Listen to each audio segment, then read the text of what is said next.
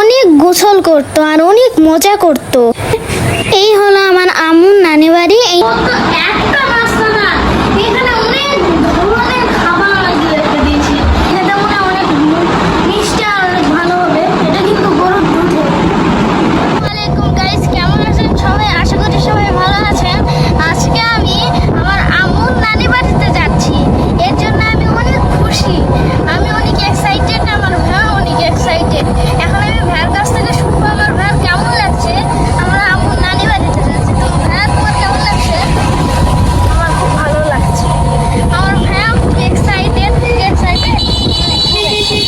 তো এখন আমরা যেতে পারি। গাইস, এই জায়গার নাম কুটিঘাটা। এই জায়গাটা আগে এখানে আগে ডাকাত থাকতো, এর জন্য মানুষ আসতো না। আমার আপু এই সময় আসতে হাত পা থরথরে ঠান্ডা হয়ে কাঁপতো, মানে বুঝতেই পারছেন এতটা ভয়ঙ্কর ছিল এই জায়গাটা। এই সেই জায়গাটার নাম ধামাইল।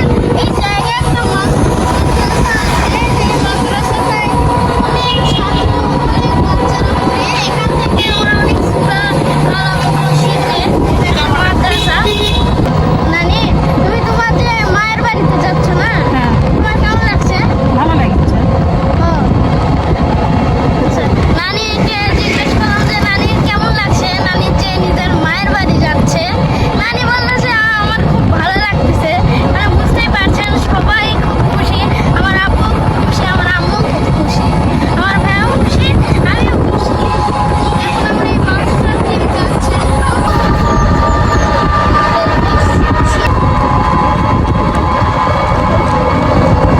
কি সুন্দর মাঠ! এই মাঠ দেখে কারই না মন জুড়িয়ে যাবে। এটা দেখে আমার মন জড়িয়ে গিয়েছে। দেখুন কত সুন্দর গাছপালা, কত সুন্দর একটা দৃশ্য। মজার কথা হলো আমার সুমন মামার শ্বশুর বাড়ি, আর এটা আমার নানারও শ্বশুর বাড়ি। সুন্দর ধান ক্ষেত, প্রকৃতি, বাড়ি, গাছ, পানি, সূর্য, অনেক কিছু আছে এখানে। রাস্তা, গাড়ি, মাটি, পাথর, অনেক কিছু। মানে এগুলো বলে শেষ করা যায় না যে অনেক কিছু জিনিস আছে। শহরে আমি থাকি কিন্তু গ্রামে বেশি যেতে পারি না, কিন্তু আজকে আমি এত কিছু জিনিস দেখতে পারবো সেটা আমি জানতামই না। আমি অবাক দৃশ্য একটা জিনিস দেখতে পেয়েছি। এই সূর্যটা সানসেট হচ্ছে, আর নিচে মনে হচ্ছে যে সূর্য মনে হয় স্নান করছে সানসেটের সাথে।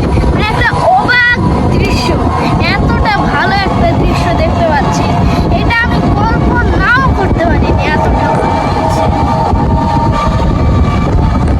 গাইস, আমরা আম্মুর নানি বাড়ির কাছাকাছি চলে এসেছি। এটা হলো, এই বাজারের নাম ফুলতুলি বাজার। এখানেই আমার আম্মুর নানি বাড়ি। এটাই দাসরা গ্রামের রাস্তা। এই রাস্তা দিয়েই আমরা আম্মুর নানি বাড়ি চলে যাব। এত সুন্দর রাস্তা দেখে গাড়ি থেকে নেমে গেলাম আর গ্রামের সৌন্দর্য দেখতে থাকলাম। গ্রাম সত্যিই সুন্দর দেখতে। দেখুন এই পুকুরটা কত সুন্দর। আমার আম্মু ছোটবেলায় এই পুকুরে অনেক গোসল করতো আর অনেক মজা করতো।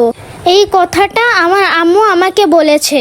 কালের বিবর্তনে আর এখানে যাওয়া যায় না, আর এখানে গোসল করাও যায় না। এখন পুরাটাই জঙ্গল হয়ে গিয়েছে। এখন আমরা নানি বাড়ির দিকে হেঁটে হেঁটে যাচ্ছি, আমি এবং সবাই।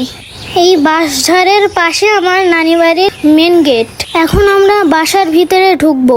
বাসার ভিতরে ঢুকতেই অনেক ভালো লাগছিল, অনেকদিন পর আসলাম।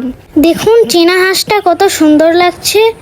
এই হলো আমার আম্মুর নানি বাড়ি। এই নানি বাড়ির ভিতরে আমি ঢুকবো। সুরভি মামি আমাদেরকে এসি রুমে নিয়ে যে বসতে দিল। গাইস, আম্মুর নানি বাড়িতে প্রথম এসে বসার সাথে সাথে আমাদেরকে এই শরবত দেওয়া হয়েছে। মানে অবাক দৃশ্য। সুরভি মামি ও নানি আমাদেরকে খুব আদর করলো। মামি বলল আমাদের সুন্দর একটা বাছুর রয়েছে।